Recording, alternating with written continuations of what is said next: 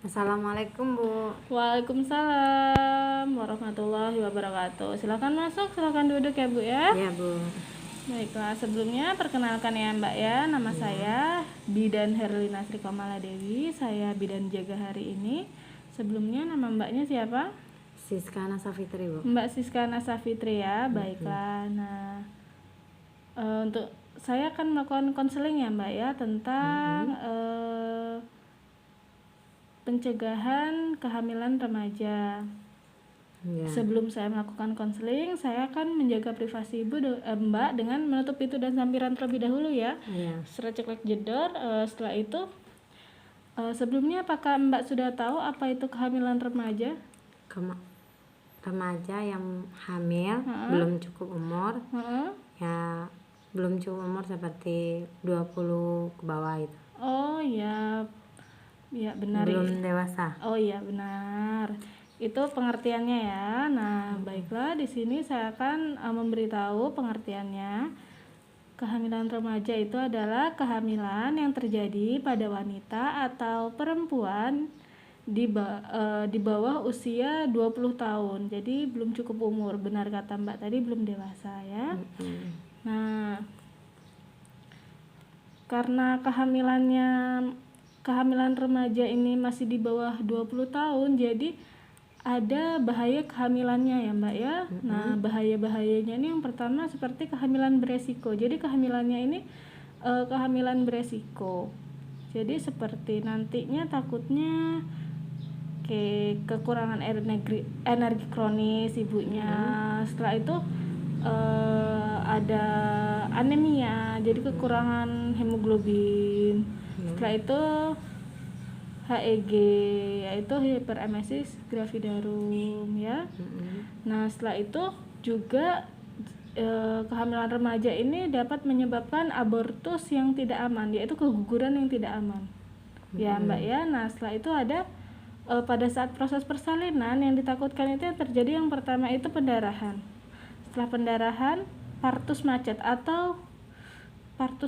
itu proses kelahirannya itu macet, jadi tidak berlangsung dengan baik. Nah, setelah itu ada pada bayinya itu akan mengalami BBLR atau berat badannya kurang. Setelah itu ada prematur. Prematur itu kurang bulan. Iya. Nah, itu sudah lahir. Jadi itu bahayanya ya Mbak ya. Nah, di sini juga kita ada cara pencegahannya pada kehamilan remaja. Cara pencegahannya itu yang pertama meningkatkan pengetahuan remaja tentang perilaku seksual yang beresiko. Jadi kita itu harus sudah tahu tentang bahayanya.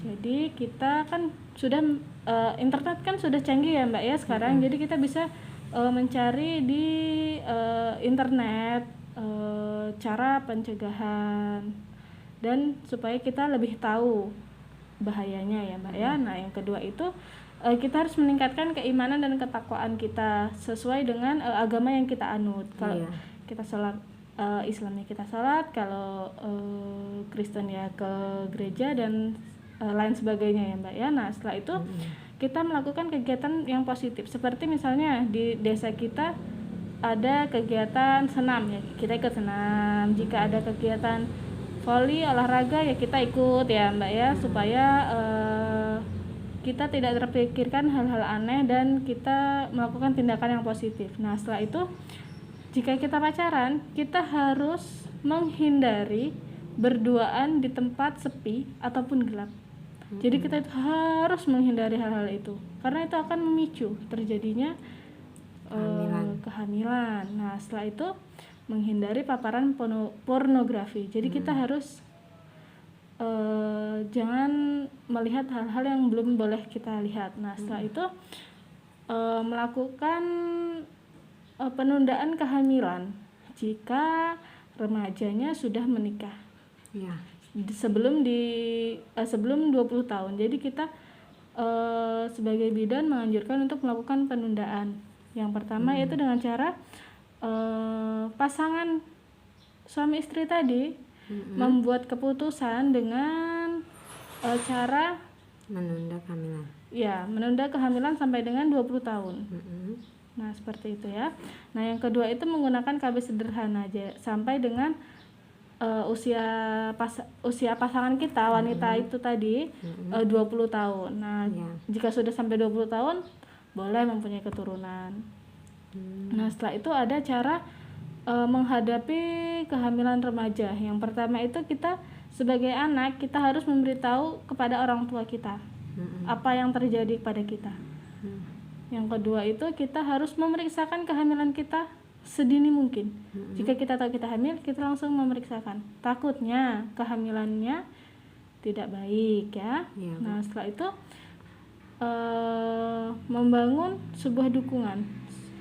Dukungannya itu seperti ayah mertua, terus ayahnya anak atau suami, itu kita harus mendapatkan dukungan dari beliau supaya kita tidak down ya. Nah, setelah itu meminta bantuan konselor. Meminta bantuan konselor itu meminta bantuan kepada seseorang untuk mengambil keputusan. Nah, yang setelah itu yaitu kita setelah itu kita merencanakan masa depan yang lebih baik. Setelah itu memberikan kami atau saya sebagai bidan dan petugas kesehatan memberikan motivasi kepada pasien untuk mencegah terjadinya kehamilan pada remaja ya Bu ya. Nah, sampai di sini apakah Ibu sudah mengerti tentang konseling pencegahan kehamilan remaja? Ya Bu, sudah mengerti. Sudah mengerti. Baik, jika sudah apakah ada yang ingin ditanyakan? Tidak Bu. Tidak ada. Baik, jika tidak ada untuk ini saya cukupkan sampai di sini ya Bu ya. Iya Bu. Ya udah Bu, makasih ya Bu. Ya, terima kasih ya Bu ya. Hati-hati di jalan. Setelah itu lakukan dokumentasi. Ya.